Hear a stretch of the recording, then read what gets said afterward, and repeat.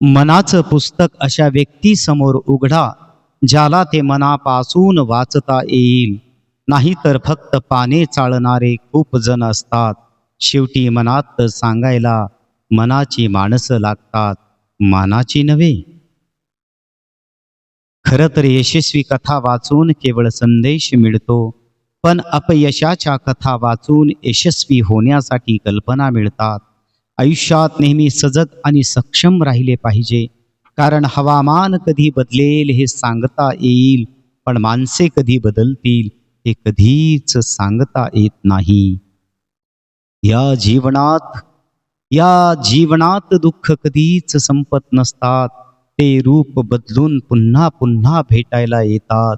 म्हणून मिळेल त्या क्षणांचा आनंद घ्या, कारण हे जीवन अनमोल आहे, अमोल आहे आणि हा जन्म पुन्हा पुन्हा नाही.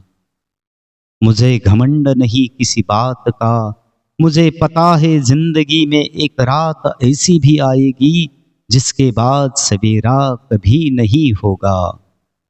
समाजात अराजकता तेव्हाच माजते, जेव्हा शहाणी लोक ज्ञान असून सुद्धा बोलत नाहीत आणि मूर्ख लोक अक्कल नसली तरी बोलायचं थांबत नाहीत. मनुष्य को इस बात का घमंड नहीं होना चाहिए कि उसे जीवन में किसी की भी आवश्यकता नहीं पड़ेगी, और इस बात की गलतफहमी में भी नहीं होनी चाहिए कि उसकी जरूरत हर किसी को होगी.